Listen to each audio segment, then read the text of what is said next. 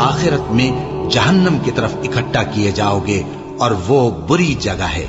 तुम्हारे लिए दो गिरोहों में जो जंगे बद्र के दिन आपस में भिड़ गए कुदरत इलाही की अजीम शान निशानी थी। एक गिरोह मुसलमानों का था, वो अल्लाह की राह में लड़ रहा था, और दूसरा गिरोह काफिरों का था, वो उनको अपनी आंखों से अपने से दुगना मुशाहिदा कर रहा था।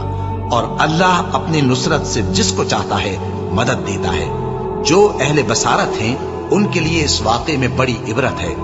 लोगों को उनकी ख्वाहिशों की चीजें यानी औरतें और बेटे और सोने और चांदी के बड़े बड़े ढेर और निशान लगे हुए घोड़े और मवेशी और खेती बड़ी जीनतदार मालूम होती है, मगर ये सब दुनिया ही की जिंदगी के सामान हैं और अल्लाह के पास बहुत अच्छा ठिकाना है। ऐ पैगंबर, इनसे कहो कि भला मैं तुमको ऐसी चीज बताऊं जो इन चीजों से कहीं अच्छी हो। सुनो, जो लोग परहेजगार हैं उनके लिए अल्लाह के यहाँ बागात बहिश्त हैं जिनके नीचे नहरें बह रही हैं, उनमें वो हमेशा रहेंगे। और पाकीज़ा बीवियां हैं और सबसे बढ़कर अल्लाह की खुशनूदी।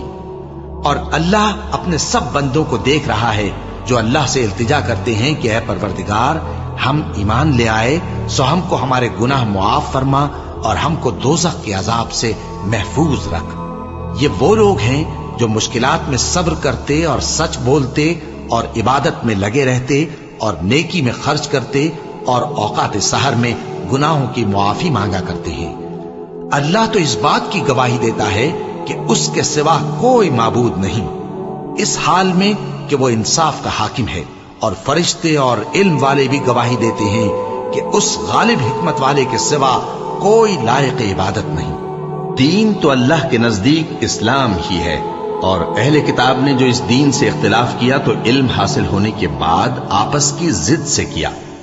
और जो शख्स अल्लाह की आयतों को न माने तो अल्लाह जल्द हिसाब लेने वाला है। ऐ पैगंबर, बस अगर ये लोग तुमसे झगड़ने लगे तो कहना कि मैं और मेरे पैरव तो अल्लाह के फर्माबरदार हो चुके।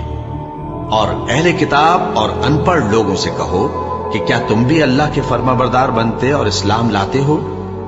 बस अगर ये लोग इस्लाम ले आए तो बेशक हिदायत पालें, और अगर तुम्हारा कहा ना माने तो तुम्हारा काम सिर्फ अल्लाह का पैगाम पहुंचा देना है, और अल्लाह अपने बंदों को देख